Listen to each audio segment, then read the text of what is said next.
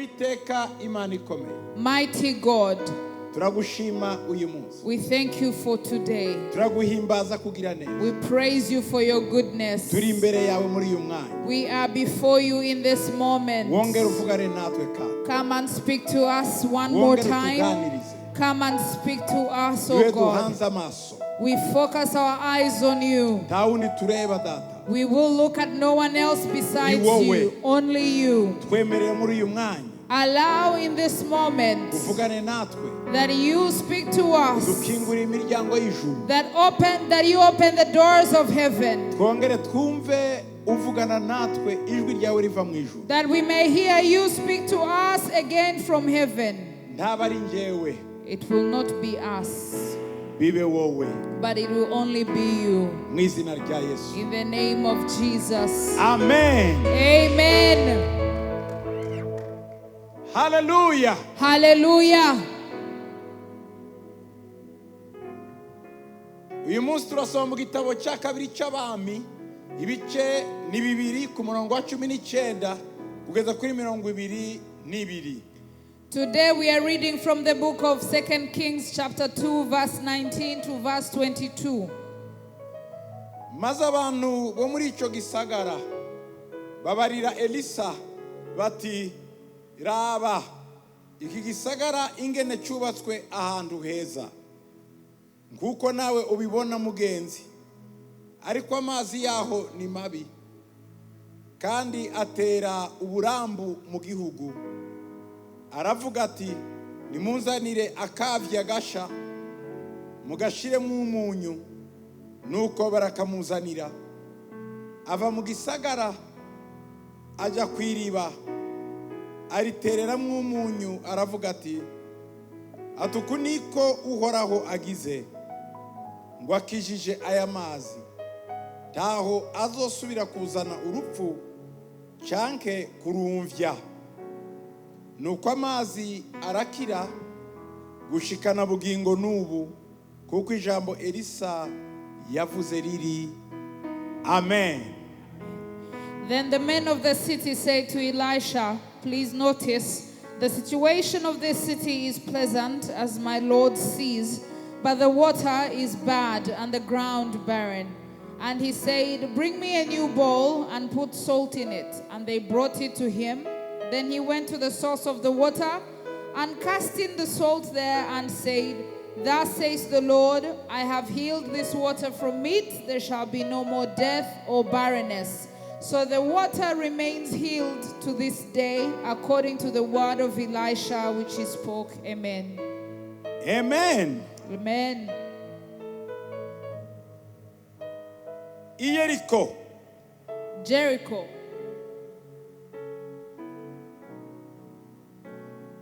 Jericho igize imyaka hafi 11,000 yatanguye kubaho abantu bayirimo.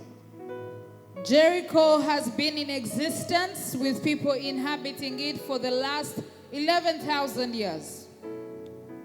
Ni kimwe mu bisagara vya kera cyane byubatswe n'abantu. It is one of the old ancient cities built by men. Ni kimwe mu bisagara vya kera by'uburimyi abantu batangiye kurima.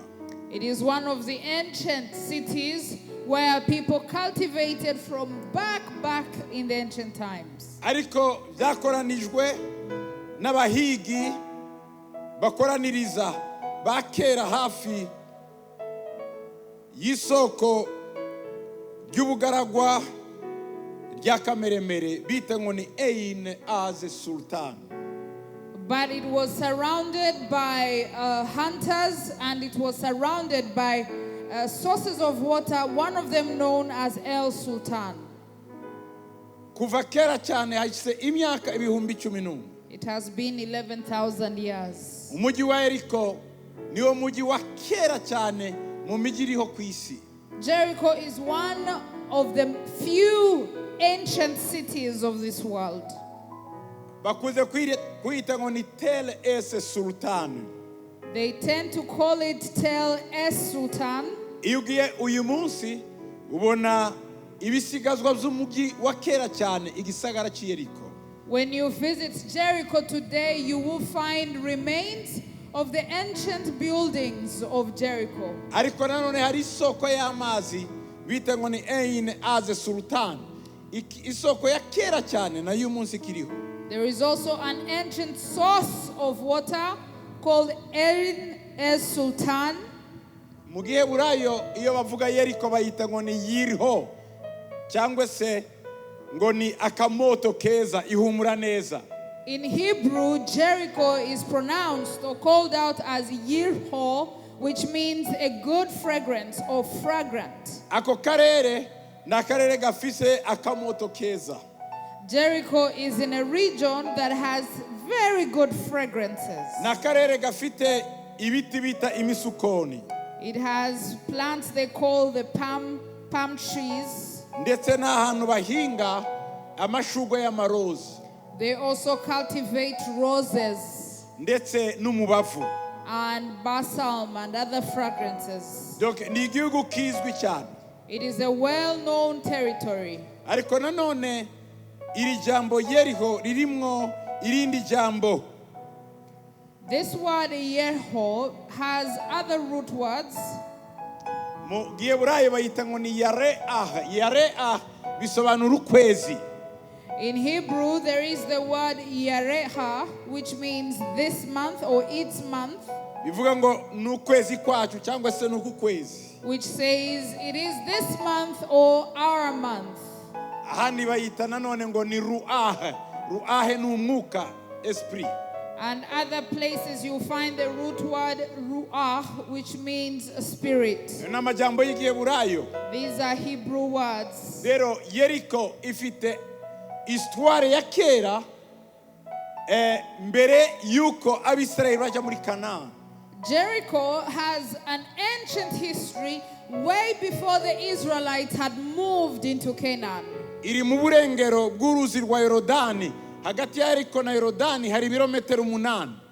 It lies 5 miles or 8 kilometers from the west of the Jordan. Igihe Abisirayeli bambutse muri Yeriko byabafashe ibi birometero 8 kugira ngo binjire mu mujyi wa Yeriko bavuye muri Yorodani. So for the Israelites to enter Jericho, they had to walk for 8 kilometers from the west of the Jordan to the Jericho. Nanone Yeriko iri mu buraruko bushira ubuseruko bwa Yerusalemu. Kuva Yeriko uje Yerusalemu ni birometeri 24. And again, Jericho is about 15 miles northeast of Jerusalem or 24 kilometers towards Jerusalem. Yeriko iri hasi cyane mu kiyaya cya Yorodani. Iri hasi cyane ko kuri metero 250 cyangwa se fite 800. Nukuvuga ngo munsi y'urugero rw'ikiyaga. Jericho lies around 825 feet below sea level. It is very below sea level. Iyo bavuga ngo ikiyaga ni hahandi munsi kabisa ho amazi ari, yo iri munsi yayo cyane munsi y'ikiyaga ibirometeri 250 umanuka hasi. Nukuvuga ngo ni iri hasi cyane. It is very below the sea level. When they talk about it being below, it's around 825 feet below sea level. Nukuvuga ngo i Bujumbura iyo tuwamezira turahera kuri Tanganyika tukazamura. Iyo uri mu misozi yari haruguru rero uburi hejuru y'ikiyaga. When we talk about Bujumbura, we talk about the bottom here, the bottom beneath the hills. The hills are the top, and we can see Bujumbura just beneath the hills. Rero icyari kigize Yeriko na amasoko y'amazi ava mu misozi hejuru cyane y'Ubuyuda. Ayo mazi akamanuka hasi, noneho agatuma hamera ibiti by'imisukori cyangwa se iyo mwita palmere. So Jericho was surrounded by abundant springs which fed from the Judean highlands, and it fed into the whole of Jericho, giving the rise of the palms. That's why they call it the city of palms. Bachita igisagara cy'imisukoni, ubundi niryo rindi zina rya Yeriko kubera ibyo biti bihamera birebire cyane. They call it the city of palms because these palm trees grow in Jericho. Rero Yeriko yari ahantu heza cyane hafi y'ibiyaga bya Yorodani. Jericho is situated in a very beautiful territory near the Jordan Valley. Ariko kandi ni gisagara cy'ubudandaji. Abantu bava mu buraruko no mu manuko. Yeriko yari irembo ryo mu buseruko ry'Ikanani. Abinjira Canani bose bagomba guca muri Yeriko.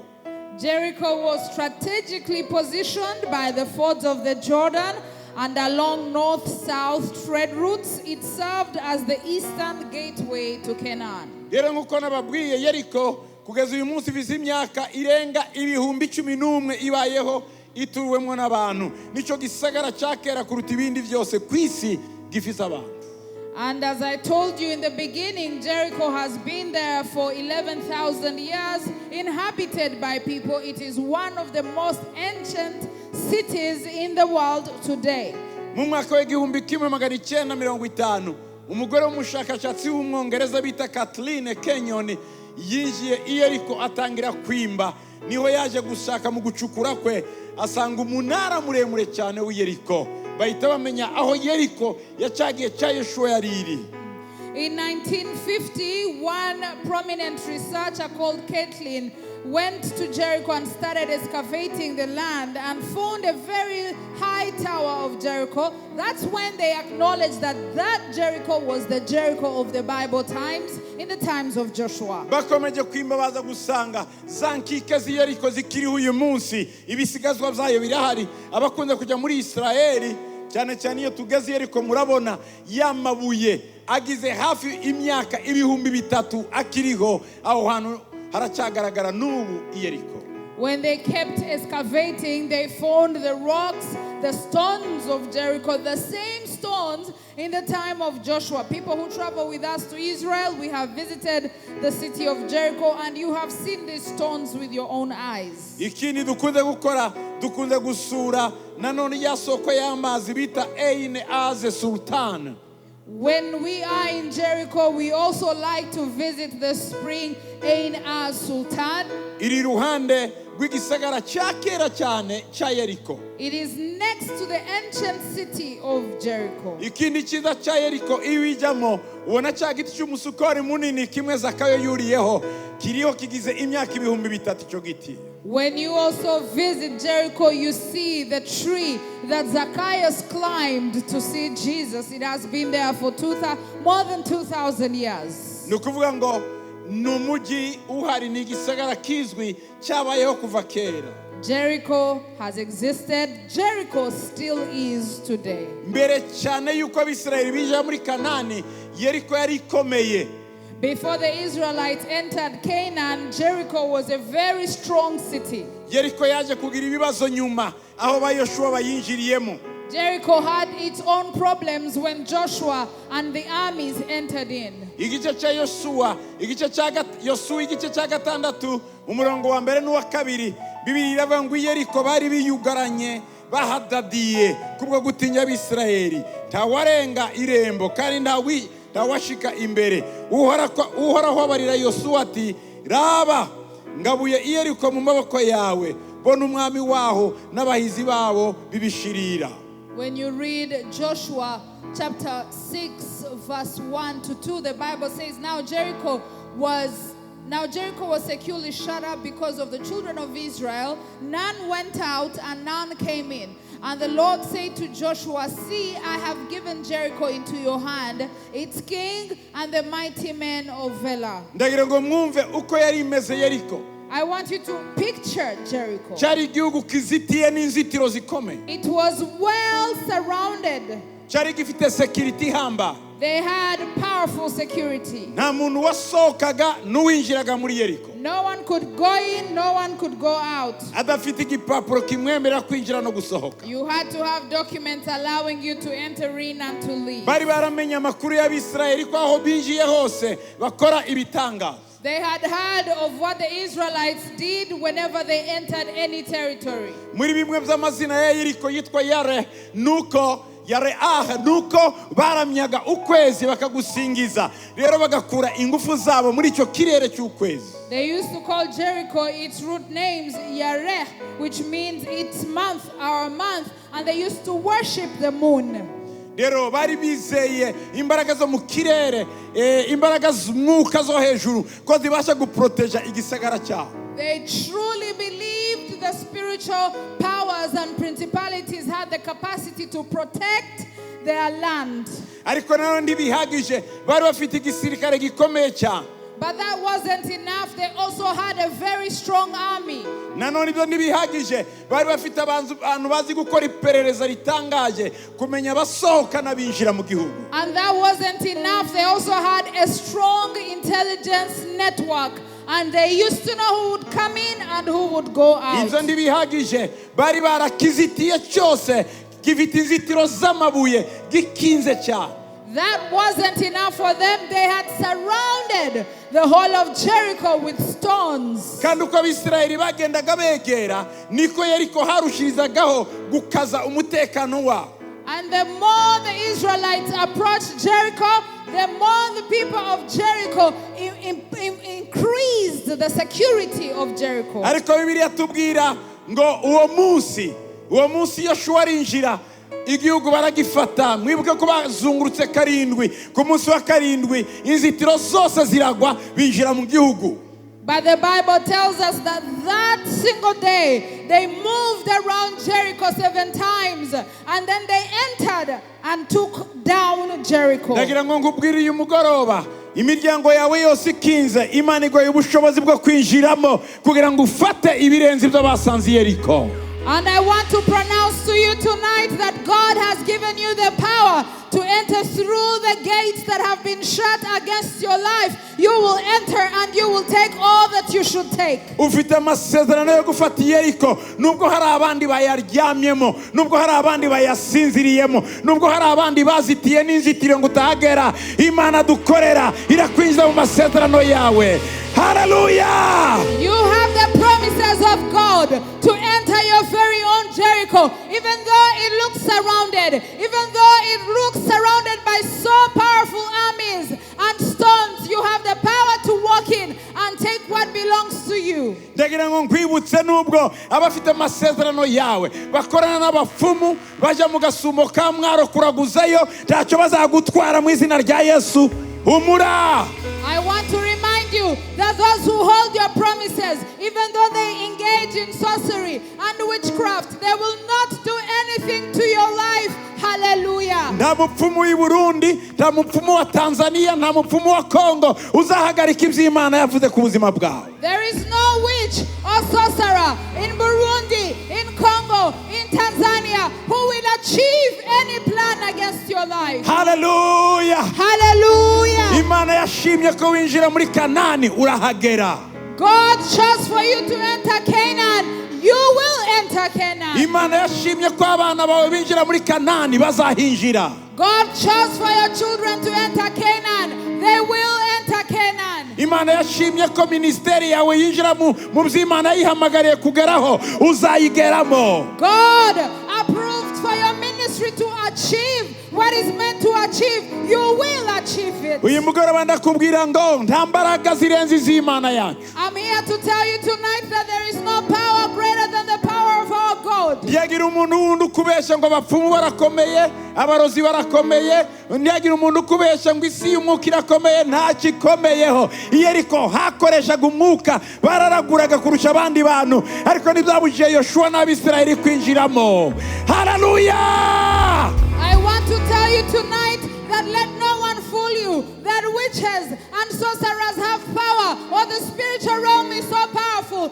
Jericho engaged in witchcraft, Jericho engaged in sorcery, but they couldn't stop Joshua and the armies of Israel from entering Jericho. Abana bato bari bagize imyaka 40 mu bugaragwa uwo munsi binjira mu masezerano yabo. Young children who had spent 40 years in the wilderness entered their promises that day. Bari bayowe n'abagabo babiri bakuru gusa bonyine babonye muri Egiputa, babona mu bugaragwa, babona ni Canani, yari Yoshua na Caleb. They were led by two old men who had experienced Egypt and the wilderness, and that was Joshua and Caleb. Abo bana basa n'abasuzuguritse badafite experience y'ubuzima uwo munsi binjiye mu masezerano y'Imana. Those young people who seemed inexperienced and unused to the circumstances they were walking in entered the promises of God in their Abana lives. bavukiye mu bugaragwa, abana batamenye ubuzima, abana batasobanukiwe kubaho neza, bari barishwe n'imvura, bicwa n'izuba, bicwa n'umusenyi wo mu bugaragwa,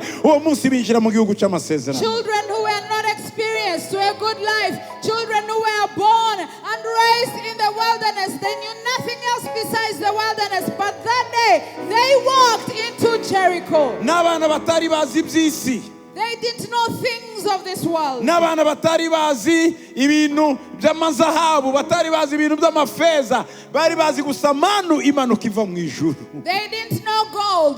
They didn't know silver. All they knew was the manna that they ate in the wilderness. N'abana batari bazi amazu y'amagorofa maremare, n'abana batari bazi amabarabara, ariko uwo munsi binjira mu gihugu kirimo amagorofa, kirimo amabarabara, kirimo amazahabu, kirimo ifeza, kuko Imana yarabahaye ni iwabo. Iwanyu hari byinshi, i Canani wawe byahawe hari byinshi mwene data. They were not used to tall buildings. They were not used to streets. They had only lived in the wilderness. But that day, God allowed them to walk into Jericho and experience and take their promises. The same applies to you tonight. God is inviting you to enter your promises. Aba n'abana baryaga iyo manu yamanutse bagategereza kwizongera kumanuka, ariko none bafite imirimo imbere yabo, bashobora gutotora bakarya, bashobora guteka bakarya, bageze mu bundi buzima batigeze bagera. These were young people who were never experiencing anything else besides the wilderness.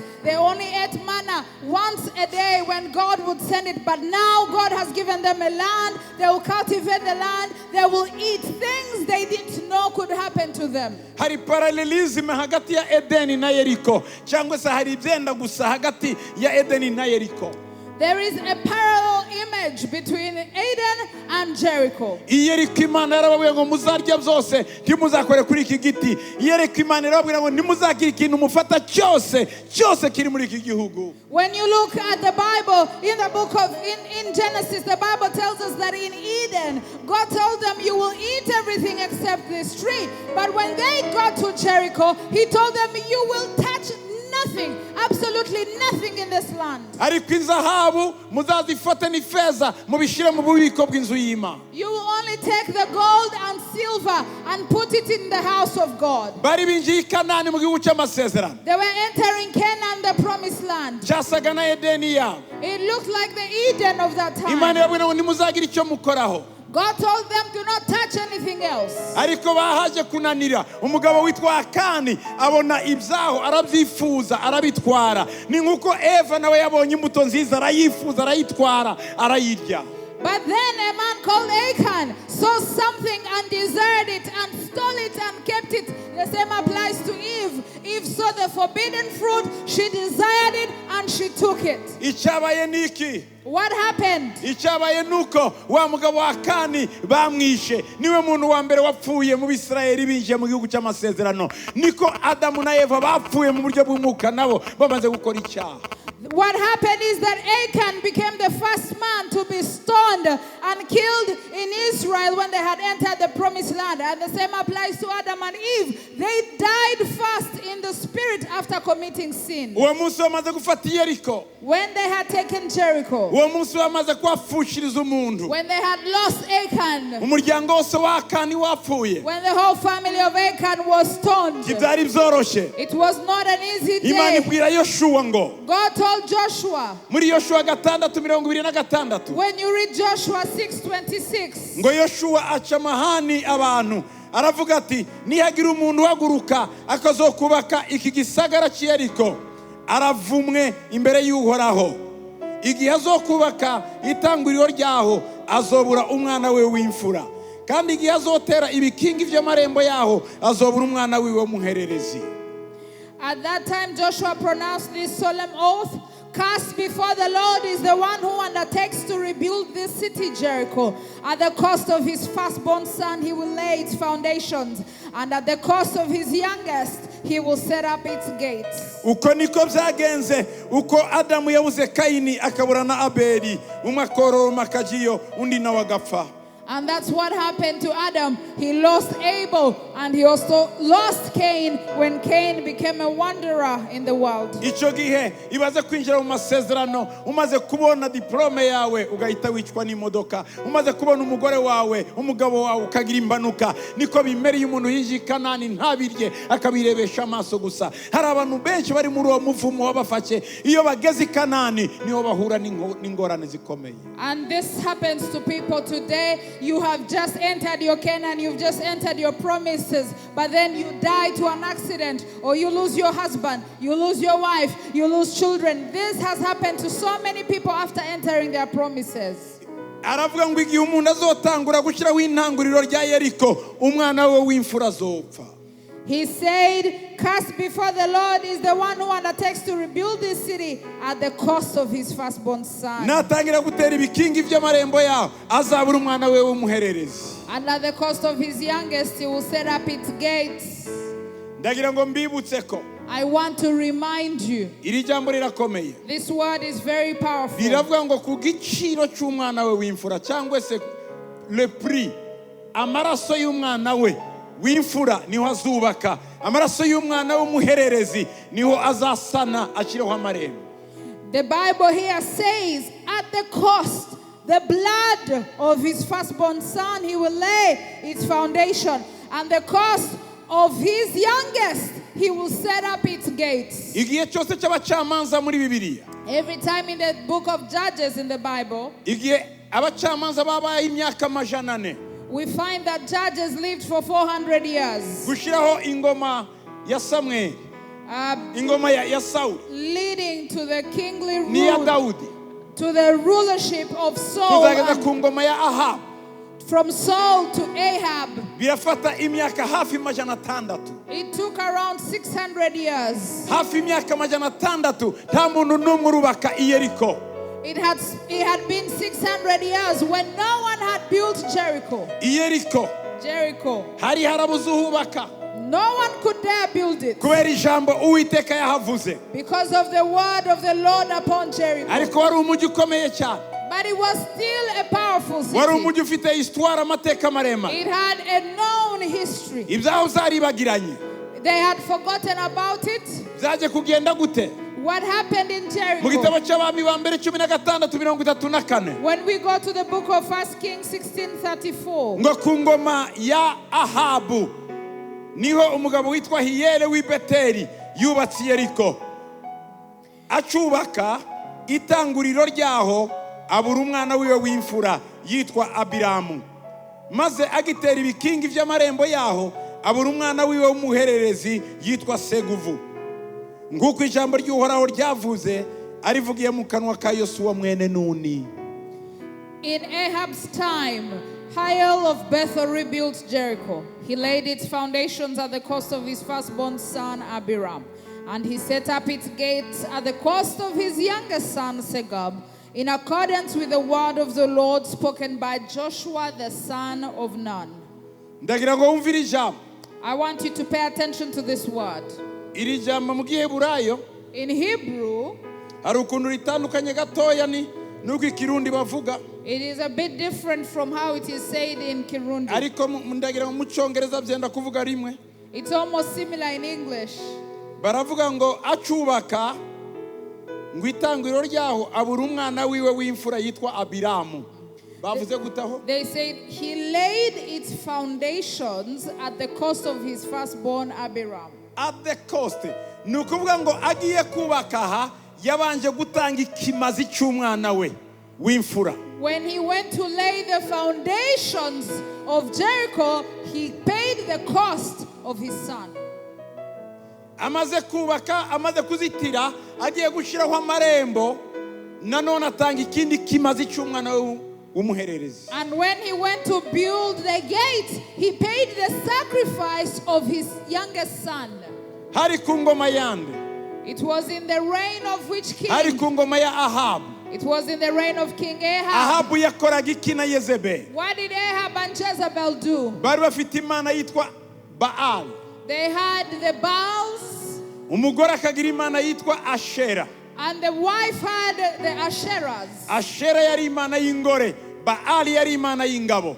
Baal was a masculine god, and Asherah was a goddess. Kandi izi mana zombi zavaga hakurya Isarufeta muri Sidoniya ariyo Libani y'uyu munsi. And these gods came from Sidonia in modern day Liban. Basengaga izi mana zombi Baal na Ashera. They worshiped Baal and Asherah at the same Ku time. ngoma ya Ahabu niki cyakorwaga? What happened in the reign of Ahab?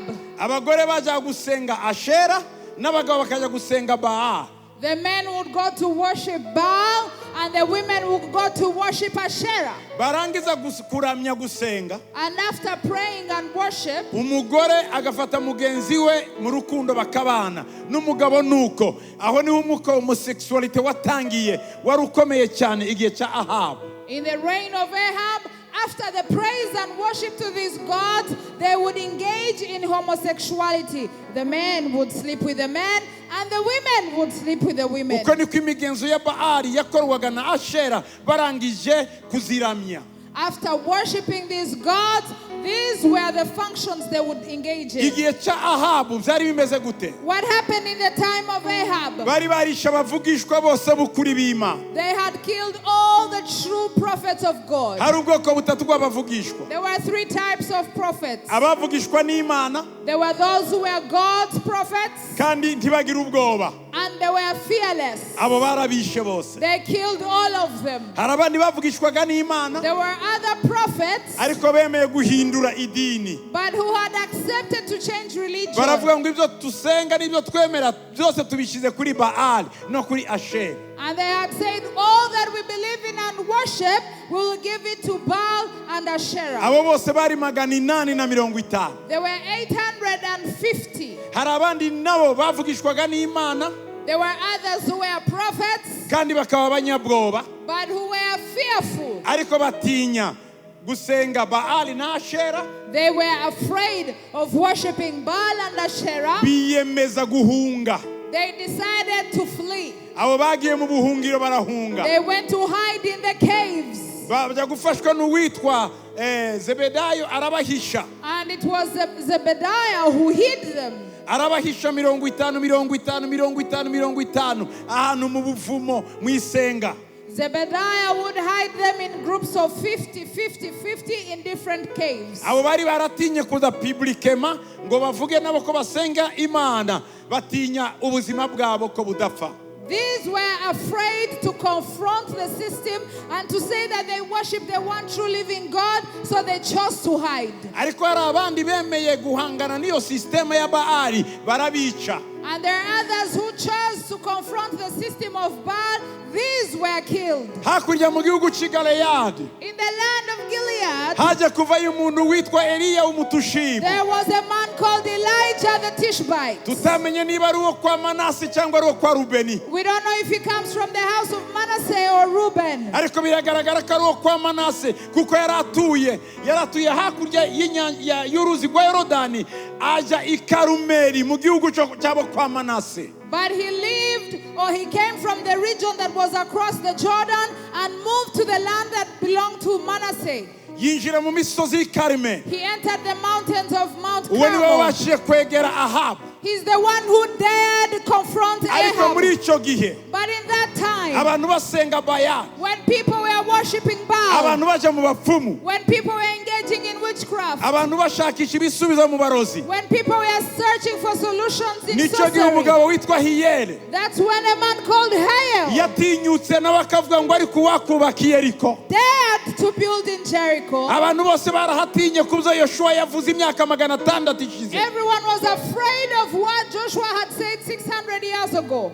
Abantu bose barahatinye. Everyone was afraid. Ariko kuko nta gutinya Imana kwari mu gihugu, But because no one feared the Lord in the land, kuko nta bubahaga ijambo ry'Imana, because no one feared the word of kuko God, batamenye ya Mana ya Israeli, because they didn't know the God of Israel, kuko batamenye Imana ivuga, Because they didn't know the God who speaks. nawe yararebye abona ikiyaya cyiza cyane He saw a beautiful valley, kirimo ibiti by'umusukoni byiza a city of palms, gifite amasoko y'amazi aturuka mu misozi hejuru y'Iyudaya with so many beautiful springs from the Judean highlands, cyegereye uruzi Yorodani near the Jordan.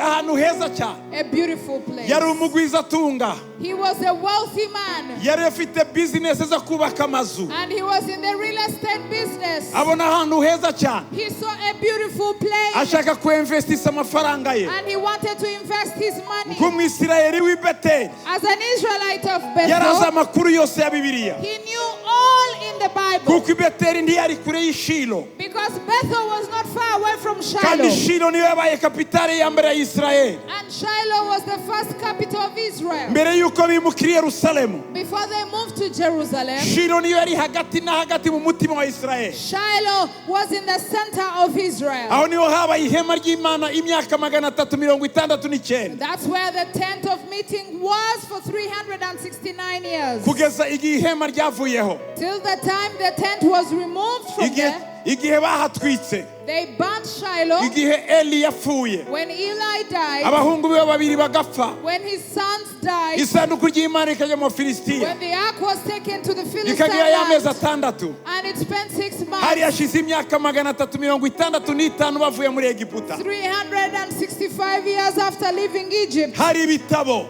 There were books bivuga amateka histoire that talked about the history of Israel. abisirayeli bose bari bazi Tora All the Israelites knew the Torah, abantu bose bari bazi icyo bivuze and people knew the meaning behind ariko it. ku ngoma ya Ahabu But in the reign of Ahab, umucuruzi witwa Hiyeli a businessman called here, yari umudandaje ukomeye a very known arenga ku businessman, mategeko went beyond the law. agira ngo mu isi y'umwuka igihe kiribagirana And he thought in the spiritual realm, time forgets. mu isi y'umwuka ntiyabe ejo nanone n'ejo In hazaza the spiritual realm, there is no yesterday, today, and tomorrow. basekuruza bawe barindwi Your seventh ancestor, mu seventh isi y'umwuka generation. barasa n'abagiye ejo In the spiritual realm, it's like they died yesterday. bo nta kibazo bagira They have no problem. bo nta kibazo bagira They have no problem. nta kibazo bagira They have no problem. ndagira ngo mbibutse umunsi umwe I want to remind you one day, umwana w'umukobwa waha i Bujumbura a young woman here in Bujumbura, yagiye gusengera mu rusengero rumwe she went to a church somewhere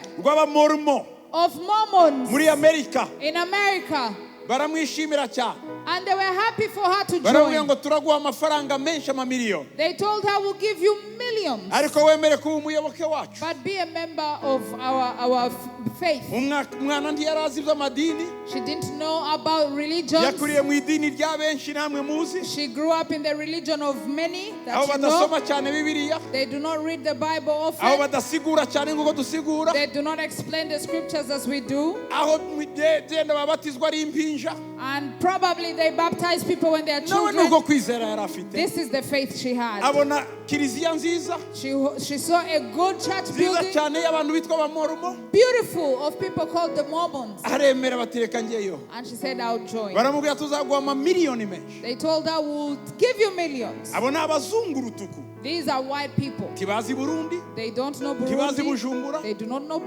muntu Bujumbura. n'umwe bazi They don't know anyone here. baramubwira iwanyu ni They asked her, where do you come ndi from? umwana w'i Burundi She said, I come from Burundi. mvuka i Bujumbura I was born in Bujumbura. oh okay All right. turagusaba ikintu kimwe We will ask you for one mbere thing. yuko tuguha amamiliyoni Before we give you millions, duheze amazina y'ibisokuruza byawe bigeze kuri 7 give us the list of your ancestors to the 7th generation. umwana wavuka i Bujumbura azi nyina na se gusa na nyirakuru wa ruguru ubundi ntumubaze She was born in Bujumbura, probably only knew her father and mother and the grandparents, only that.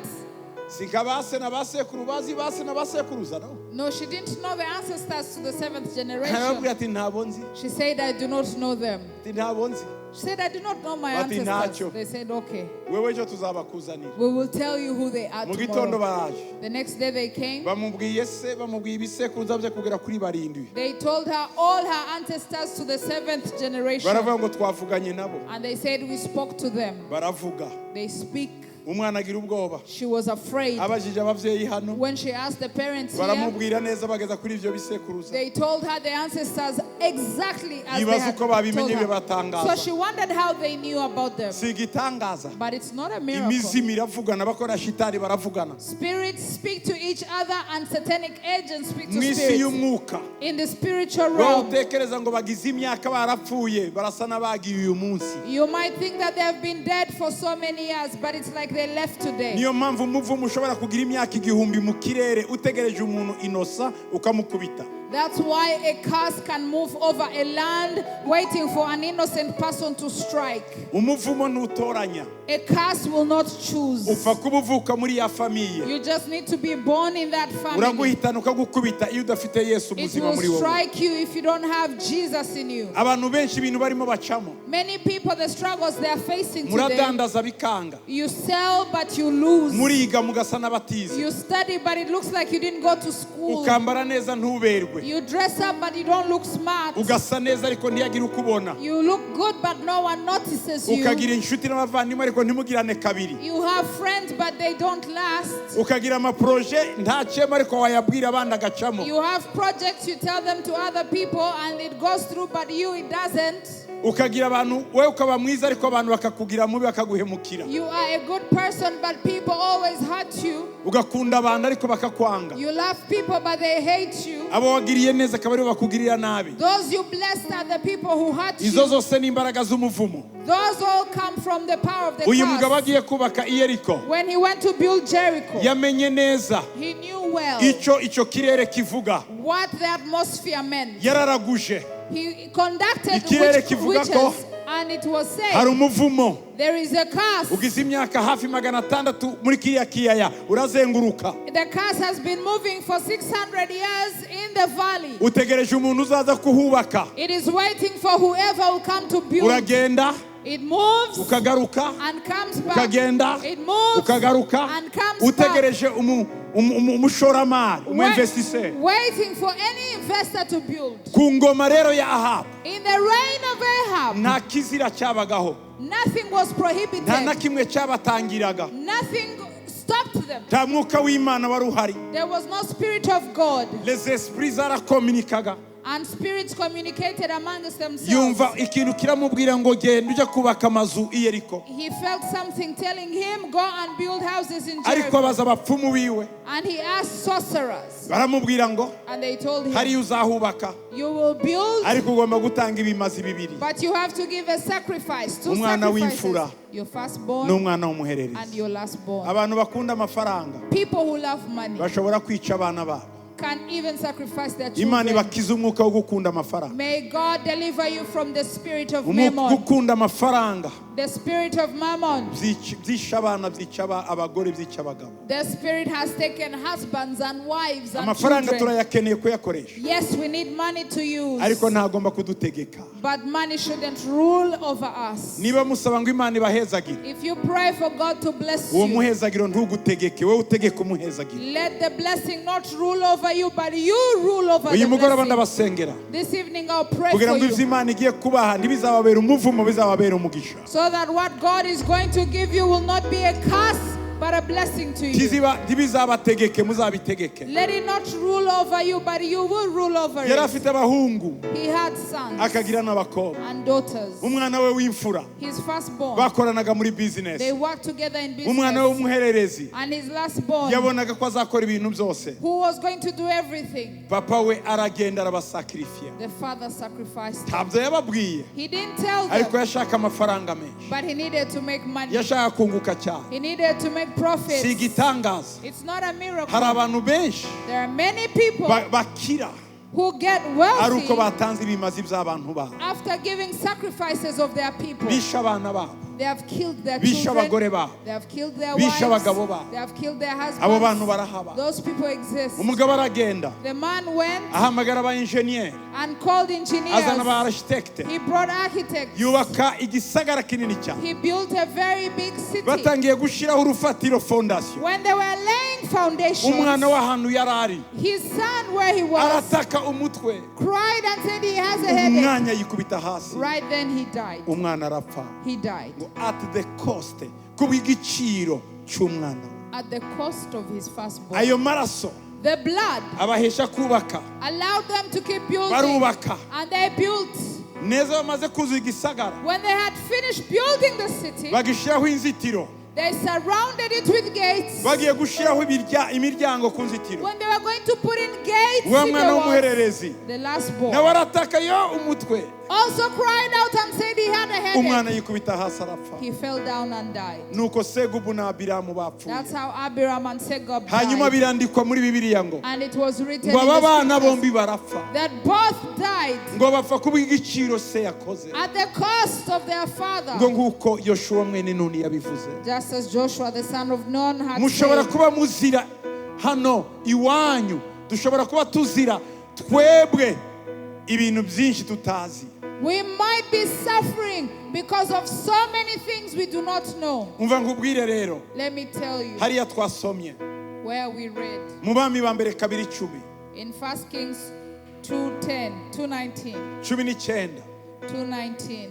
abantu baje kuhatura, People eventually came to live abantu here. baturiye Yeriko, People lived in the city of Jericho. abantu barahaba bagura ama apartment, People bought the apartments. abantu bagura amazu. They bought the houses. Ewa, cyari gisagara cyiza cyane, It was a beautiful city. kirimo ibiti byiza by'umusukoni, imikindo myiza It miremire, had so many beautiful palm trees. harimo inzuzi nziza zimanuka zitemba. And there were sources, springs of Donc good water. igisagara kiri iruhande rwa Yorodani, This was a city next to the Jordan, uruzi historique a historic river, rwari ruzwi cyane, very well known, rukomoka ruguru misozi y'Herumoni muri Siriya, descending all the way from the mountains of Hermon in rwagiraga Syria. amazi aryoshye It meza. had beautiful spring water, Cyari igisagara cyiza, sweet water, sweet city to abantu live in. bagituramo, People lived in there. bagituyemo, They lived in ariko bagira ibibazo Jericho, bikomeye. but they had problems. Baryama mu mazu, They would spend nights in bakarota houses. nabi. They would have nightmares. Abadamu batwita, When the women got pregnant, inda zikavamo, they would have miscarriages. amatungo yabo yima And when their livestock would get pregnant, akaramburura bigapfa, they would also have miscarriages. inka zabo ntizibyare, Their cows were barren. ubutaka bwabo bukarumvya, Their land was barren. batera imyaka ntiyere, When they sowed, they couldn't baba harvest. mu nzara,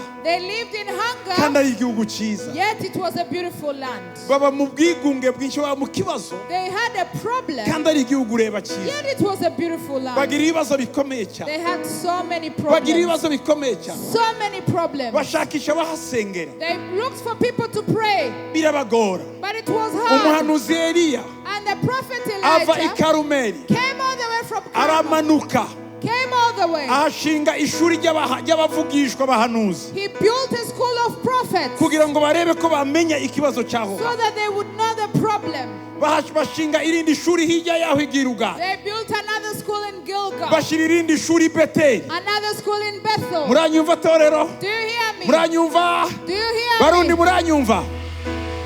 Igihe cya Elisha In the time of yashyizeho Elisha, amashuri atatu he had 3 prophetic schools. y'abavugishwa, 3 rimwe prophetic ryari i schools. Beteli, One in Bethel, iwabo wo nyakubaka cya gisagara, where the one who built the city came from, so kugira ngo barebe ko bamenya icyaba. that they would know what happened. Le père fondateur w'i Yeriko, The founding father of Jericho, nyuma ho Yoshuwa havumiye, after Joshua had cast, yitwaga Hiyeli he was called w'i Hiel Beteli. of Bethel. Eliya ahashyira ishuri i Beteli, Elijah built a school ryari in rifite Bethel. abana b'abahanuzi, It had prophets. aramanuka i Gilugali, Then he went to Gilgal, hirya gatoya i Yeriko, across Jericho, abisirayeli binjiriye bava muri Yorodani, where the Israelites entered from the ahashinga Jordan. ishuri, He also built a school. arinjira mu gisagara cy'i Yeriko, He went to Jericho in the ahashinga city. ishuri. He built a school. Ibyo byose ni iki? Why? Arebe ko bahishurirwa bamenye ikibazo kiri i They Yeriko. wanted to understand the problem in Jericho. Wow. Kugeza umunsi yagiye gutaha, To the day he was to leave. abana b'abahanuzi bamenye ko azataha. When the prophets knew Elijah was leaving, Elisha nawe yari inyuma yiwe, and Elisha was behind him. Elisha Elisha yari umwe mu bahanuzi mu bana b'abahanuzi. was one of the prophets. Ariko utarabaye mu ishuri ry'i Beteli, ntawe mu ishuri ry'i Yeriko, ntawe mu ishuri ry'i Giluga. He was never in the three schools, Bethel, Jericho, Gilgal. Yakomezaga azerera ajyana na Eliya aho agiye. He moved with Elijah wherever he went. Ararana nawe. Spent the night with him Akamutegurira ikirato. and would clean his shoes. Akamutwaza inkoni. Would carry his staff. Akikorera umwambaro wiwe. Would carry his mantle. Bakava i Yeriko. They would leave Jericho. Bakaja i Giluga. Go to Gilgal. Bakaja i Beteli. Go to Bakaja i Bethel. Karume. Go to Carmel. Bakaja i Tabora. Go to Deborah. Bakamanuka i Samariya. Go all the way to Bagaca i Samaria. Shekemu. Go to Shechem. Bakamanuka Go Efurata. down to Ephrata. bazenguruka igihugu cyose. They moved all over Ari the inyuma land. ye. He was behind Yarinde Elijah. Elisha. He was behind him. Elisha yarinde. Who was Elisha? Yari umugwiza atunga nawe. Elisha was a businessman. Yari as ameze well. nka Hiyeli w'i Beteli. He was like Hiel of Bethel. Ariko we yasize byose. But he chose to leave everything Akurikira behind Eliya. and followed Kugira ngo Elijah azahinduke solution nationale. Solution y'igihugu cyose. so that he would become a national solution. Hallelujah. Hallelujah. Umugabo wasize utemye amafizi ye yose. A man who had slaughtered all his cows, Kugira ngo akurikire umugabo uzagira icyo amumarira mu buzima. that he would follow a man who would bless his life. Iby'isi ni iby'igihe gitoya, ariko iby'Imana ni iby'igihe kinini. Things of this world are temporary, but things of God are everlasting. Wewe ukiboshwe n'iby'isi urababaje cyane. Birekure ushake Imana, Imana izaguha byinshi. If you are still bound by the things of this world, it is very unfortunate. Release them and follow God. Ndabizi ko ndimo mbwira umuntu kuri televiziyo ubu nyine. I know I'm talking to someone on TV right now. Rekeraho gutamba umwana wawe, kumutanga w'ikimazi kubw'ibintu by'iyi si. Imana igufitiye byinshi. Please do not sacrifice your child as a sacrifice. God has many things to do for you. Rekeraho gukoroza inda z'umugore wawe buri mwaka muri kwezi uko atwita inda zikavamo kugira ngo nawe wunguke. Rekeraho. Stop giving the sacrifice of your wife's pregnancies for the sake of wealth. Stop it.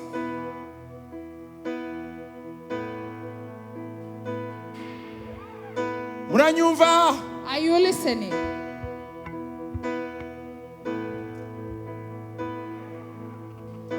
Eliya aragenda Elijah went, yambuka Yorodani crossed the Jordan, aho Mose yazamukiye yapfiriye, where Moses died. niho nawe yazamukiye muri ibyo bice aragenda That's where he was also taken, hakurya ya Yorodani. across the Jordan. Elisha agaruka afite umwitero wiwe, afite impuzu ye. Elisha came back with his mantle. Yari yahawe double portion, He had been given a double portion, imigabane ibiri y'ingufu za Elisha, a double za portion, Eliya. a double portion of Elijah's anointing. Niki cyabaye? What happened? Lève-toi et marche. Arise and walk. Abagabo b'i Yeriko Men of Jericho ils se sont levés, stood ils ont marché. and they walked, Baravuga ngo no, and they said, no, no, no. tugize igihe mu kibazo. We have had this problem for so long. Tugomba guhaguruka, We need to rise. tugomba kugenda, We need to move tugashakisha umuntu w'Imana. and look for the man of God. Hallelujah! Hallelujah. Enough is enough. Enough is enough. Birahagije. Enough is enough. Imyaka tubaye muri ibi bintu The years we have lived in this situation, bayita vie cosmétique, ubuzima cosmétique. a cosmetic life. Kwipodowa hanze ariko inyuma ubora, imbere ubora. A cosmetic life is a made-up life, but your life is rotting inside. Ukabesha abantu gukomeye ariko ufite agahinda kenshi muri. You lie to people that you're strong, but you are so depressed in your heart. Warashize muri wowe. You are rotting. Ubwo ni ubuzima cosmétique. It's a cosmetic life. Baravuga ngo ubuzima cosmétique turabuhaze. They said we are tired of a cosmetic life. Kubwira abantu ngo turi bitangaza kandi dufite ibibazo. Telling people that we are doing well, yet we have problems. Baragenda. So they went. Barahaguruka abagabo. The men rose. Baravuga ngo tugende. And they said, let's go. Uriya mugabo arimo That man imigabane ibiri has double portion of y'imbaraga anointing. za Eliya. The power of Elijah. hari icyo tumubwira. We will tell him something. Baramubwira ngo yewe Elisha we, They said, Elisha, dufite ikibazo. we have a problem. Ushobora kwibaza niki cyatumye batabibwira Eliya. You could ask yourself, why didn't they tell it to Elijah? Kandi yari afite ishuri. Yet he had a school. Eliya ntabyo yari ashoboye. Elijah couldn't deal with this. Kubera iki? Why? Eliya ari mu rwego rwa Mose. Elijah was in the order of Moses. Yoshua, Elisha ari mu rwego rwa Yoshua. Elisha was in the order of Joshua. Umunsi Mose agenda yasigiye imigabane ibiri Yoshua.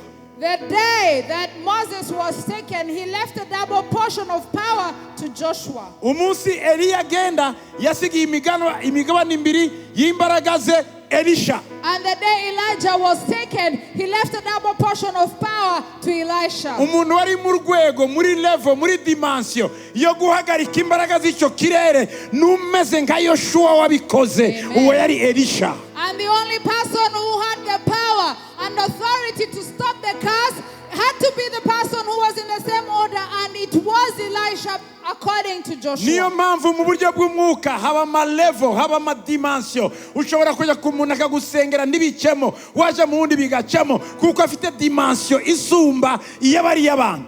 That's why in the spiritual realm, you can approach someone to pray for you and they pray and you don't get your solution, but someone else will pray and it works. It's because there are higher dimensions in the spirit. Mwisi y'umwuka bubaha autorité spirituelle. In the spiritual realm, they respect spiritual authority. Eliya aresha na Mose. Elijah equals to Moses. Imivumo Mose yashyizeho Eliya niwe wayikuraho. The curses given by Moses, Elijah can remove them. Elisha aresha na Yoshua. And Elisha is at the same order as Ibyavuzwe Joshua. na Yoshua byakurwaho na Elisha. What was cast by Joshua can be removed by Elisha. Ndagira ngo nkubwire uyu munsi. So today I want to Dufite tell urenze abo bose ni Yesu Kristo. we have Jesus greater than all of them. Hallelujah! Hallelujah! Hey!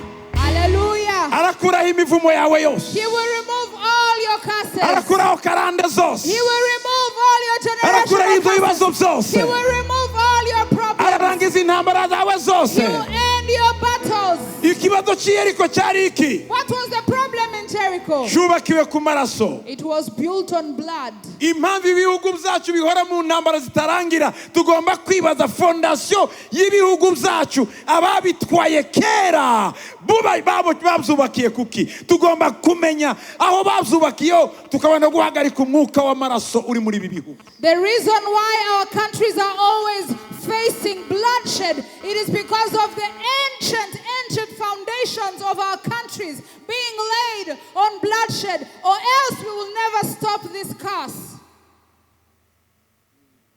Amaraso ya kera The ancient blood that was niyo spilled yubakiyeho Yeriko.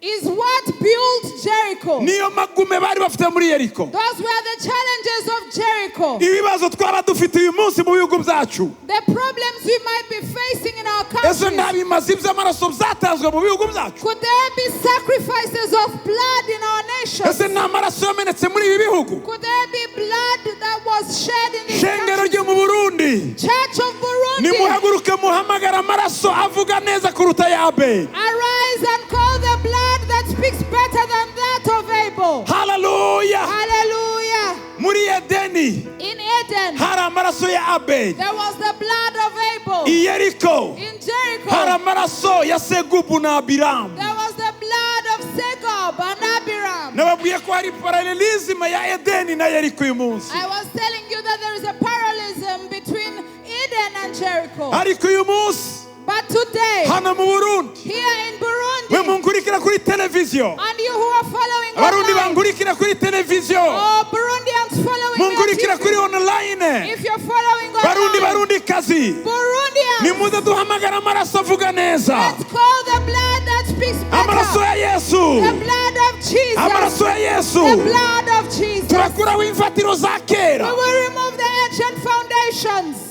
Hari amaraso arira muri iki gisagara. There is blood calling in this city. biti. hari amaraso arira mu misozi, There is blood calling in the hari mountains. amaraso arira mu mazi, There is blood calling in the water. hari ibimazi byinshi bitangwa, There are so many hari sacrifices ibindi given, byatanzwe, and others were given. amarira y'ababo, The tears of their amarira people, y'abana babo, the tears of their amarira children, y'abagore babo, the tears of their amarira wives y'abagabo yababo, the tears of their yuzuye husbands ikirere. have filled the realm. Mushobora kwicara ku butunzi ariko ntimuburye. You can sit on the wealth and never consume it. I Yeriko haravumye, Jericho was cast. dutegereje Elisha. We need Elisha. Uyu mugoroba This evening, usumba Elisha yaje. greater than Elisha is here. Haleluya. Hallelujah.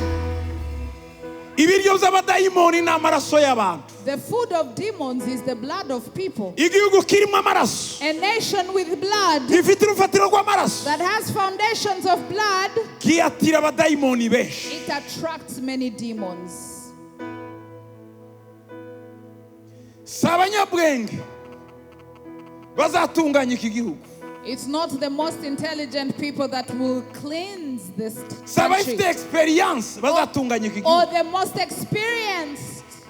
kugira ngo igihugu gitungane For the land to be cleansed, ni uguhagarika amaraso ya kera arira. we have to stop the ancient blood crying out.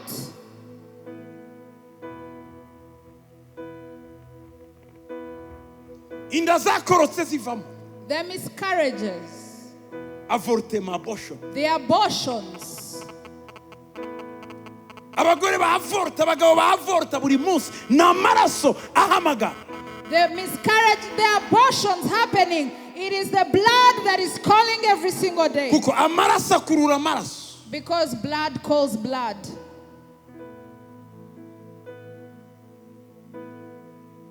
Amaraso akurura amaraso.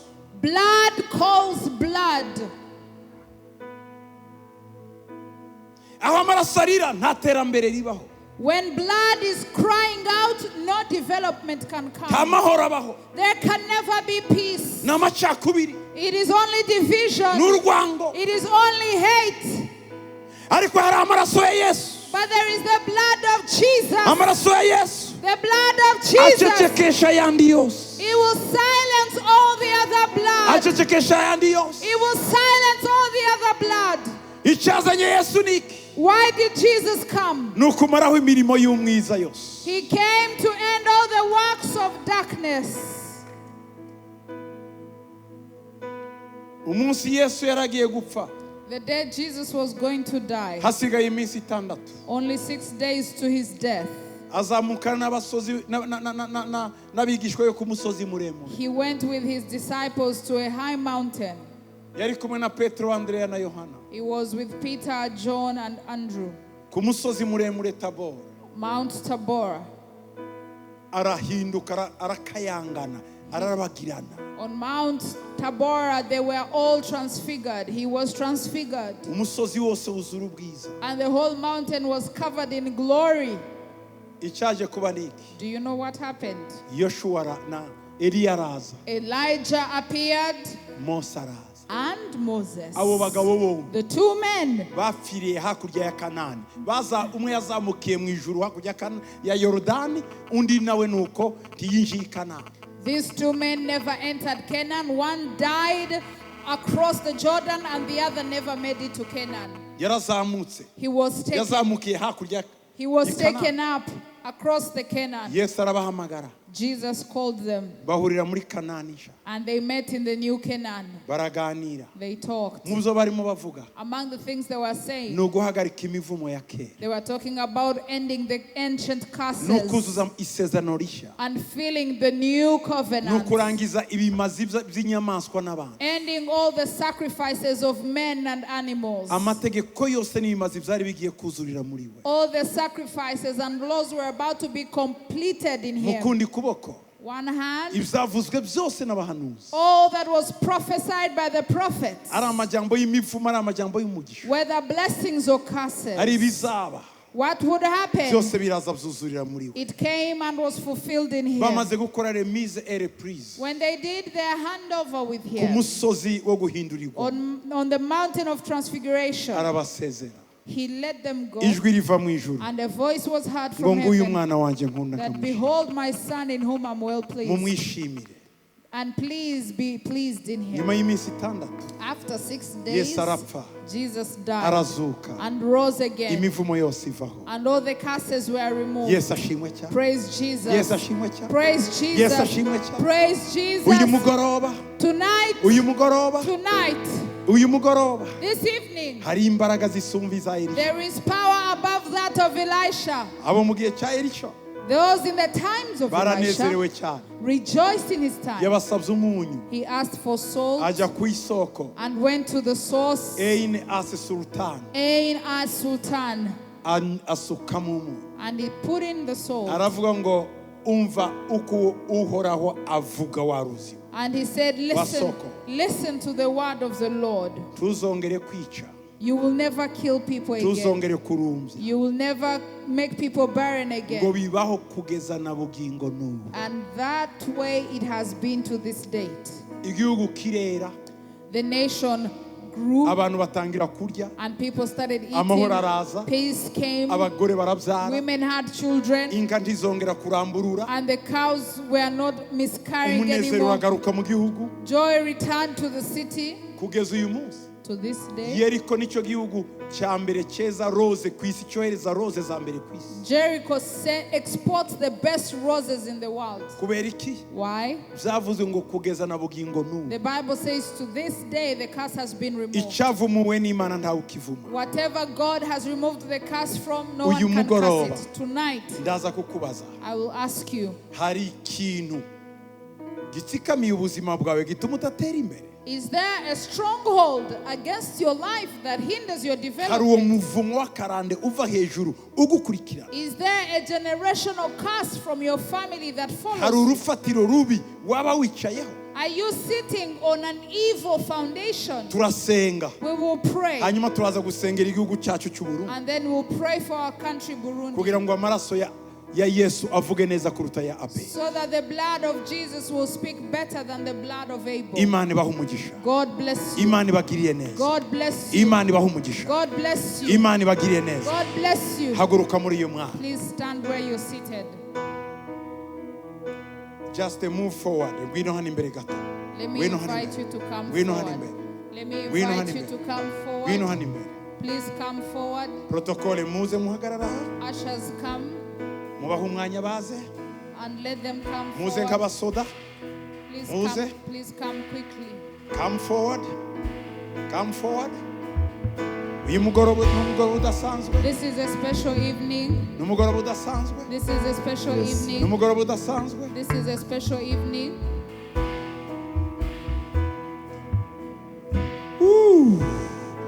Hallelujah. Hallelujah. Ntabwo ndabumva neza. Hallelujah. Hallelujah. Vuga ngo amen. Amen. Muraza gahoro gahoro iryo vumbi ritagukubita hano. Gahoro gahoro just Come slowly.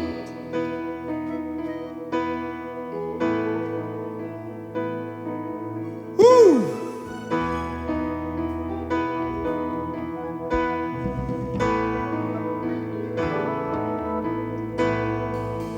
Urifuza ko dusenga kugira ngo iyo mivumo yose igende? Do you want us to pray against the curses in your life? Duhagarike ayo maraso areklama Let's stop the blood that is crying out kugira ngo ubone uburenganzira bwawe. for you to have your rights. Urabyemeye? Do you believe it? Urabyemeye? Do you believe it? Urabyemeye? Do you believe it? Thank you, Lord. Shima Yesu. We thank you, Lord. Shima Yesu. We thank you, Jesus. Shima Yesu. We thank you, Jesus. Shima Yesu. We thank you, Jesus. Ooh, Jesus. Uyu mugoroba In this evening, karande zose ziracika mu izina all rye. generational curses will be broken. Hallelujah! Hallelujah! Imana yiteguye kukubohora no kugukiza indwara. God is ready to deliver you and heal you from your diseases. ibimazi byose byatambwe ku buzima bwawe birahagarara uyu munsi. All sacrifices given for your life will be stopped today. Kuko Yesu niwe kimazi cyuzuye. Because Jesus is the full sacrifice.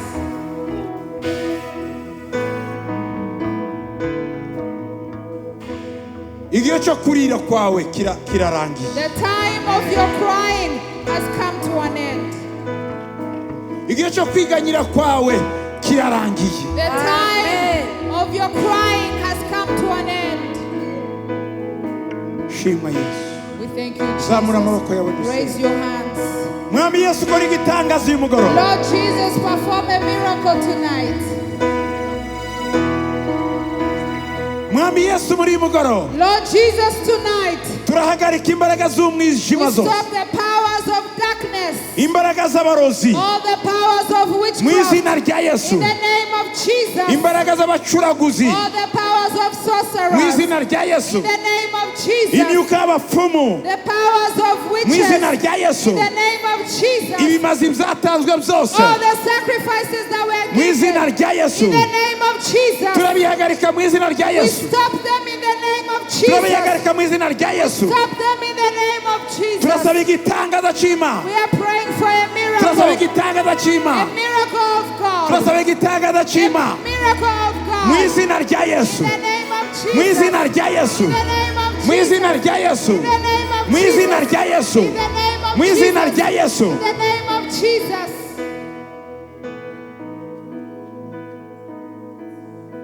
Mwami Yesu bohora aba bantu. Lord Jesus, deliver these people. Umva isengesho senga. Listen to my prayer. Babohore mu izina rya Yesu. Deliver them in the name of Jesus. Imivumo Curses yaje mu buzima bwabo that came in their lives ikabagira uko bari kandi atari ko baremye. and have made them who they are not. Mu izina ry'urusha Eliya na Elisha imbaraga turavuze ngo nihagarare rya Yesu.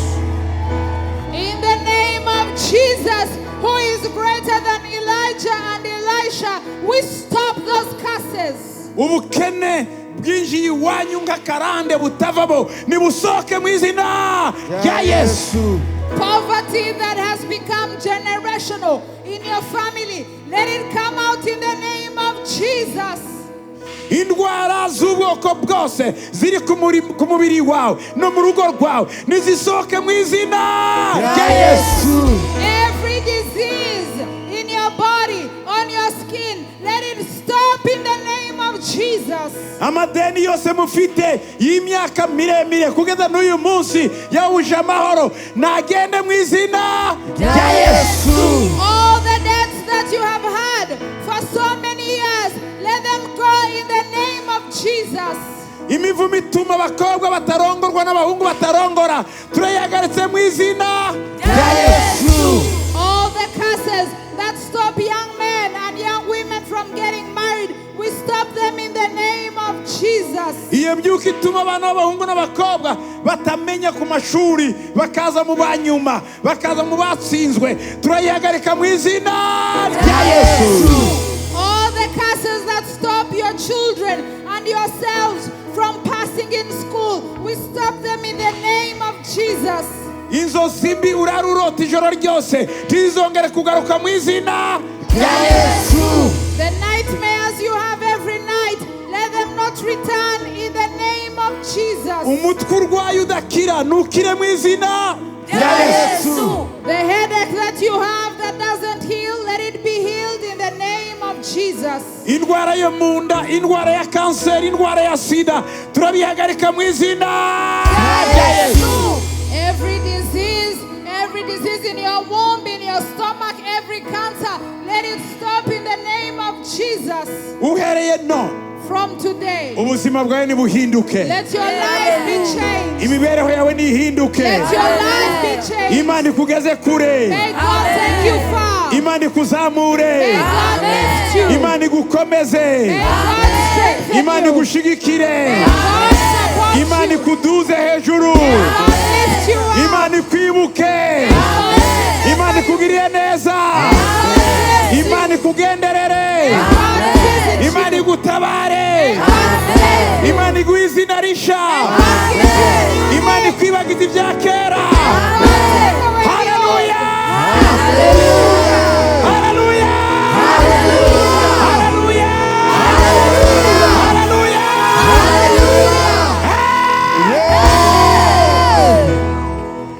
Amen. Ibintu bibaye bisha sasa. Things have become new. Hallelujah. Ibyo birahindutse. Your life has changed. Ubaye undi muntu. You've become another person. Ubaye musha. You've become a new person. Ubwenge bwaje. Your intelligence. Ugiye kubaka. You're going to build. Ugiye kubaho neza. You're going to live a good Amadeni yawe agiye kuvaho. Your debts are going to be paid. Indwara zawe zirakize. Your diseases will be healed. Ubumuga bwawe burakize. All your Sida iragiye. HIV. Kanseri irakize. Autisme ku mwana wawe iragiye. Haleluya.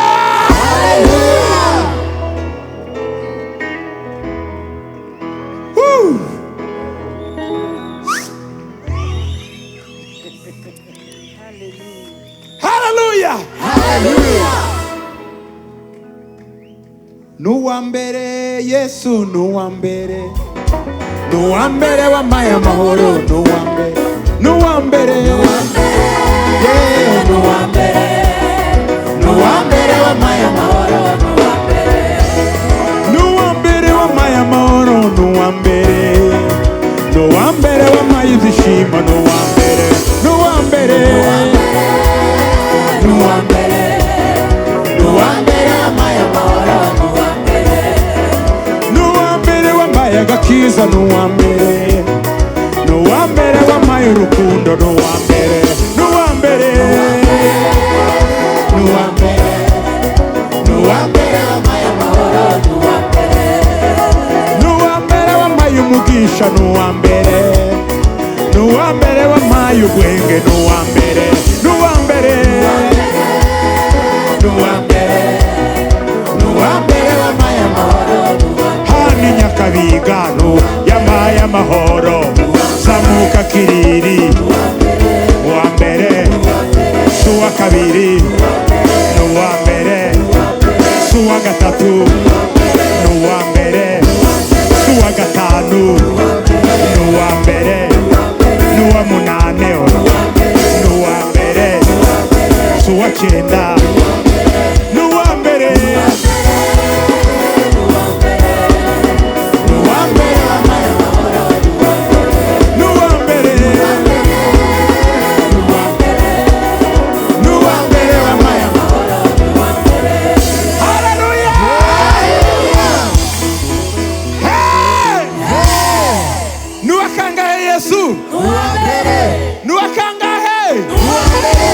Mu Burundi, mu nzu yawe, mu kazi kawe, mu gihugu cyawe, ninde? Ninde? Haleluya!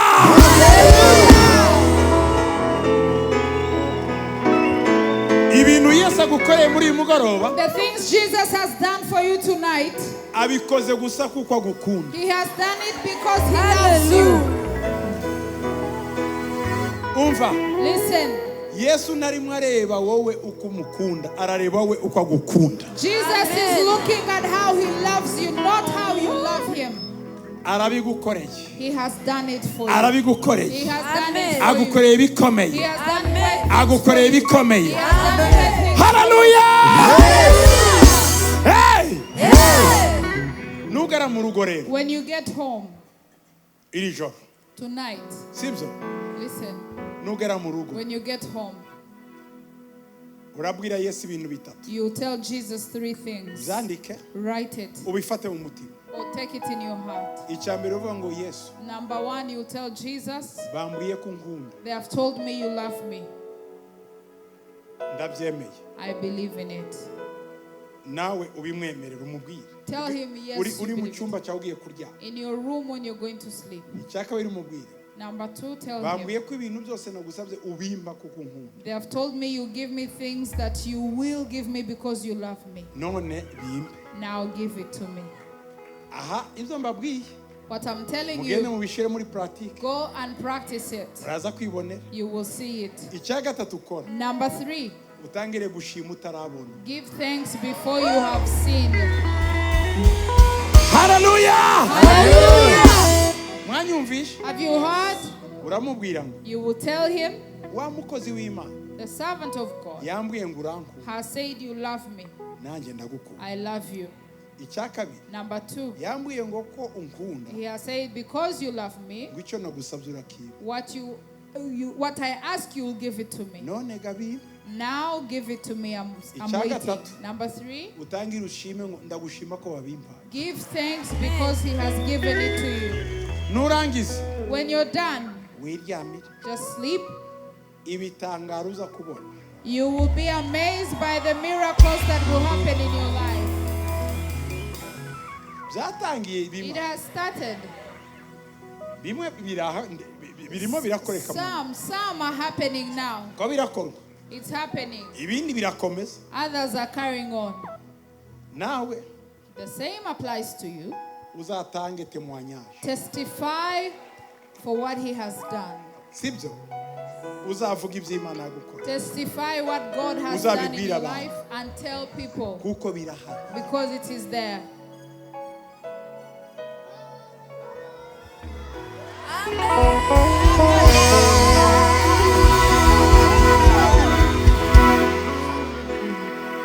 Hallelujah!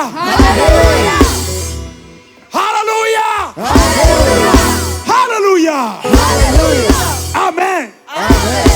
Okay, zamura amaboko yawe. Raise your hands. Subiramo ngo urakoze Yesu. Thank you, Jesus. Urankunda. You love me. Nanjye ndagukunda. And I love you. Ndagushima. I thank you. Ko wampaye For having amahoro. Ndakiriye I ibitangaza byanyu. your miracles. Uyu mugoroba This evening, ndakize I am healed. indwara zose All mu izina rya Yesu. in the name of Jesus. Ndakiriye imigisha yose All mu izina rya Yesu. in the name of Jesus. Amen. Amen.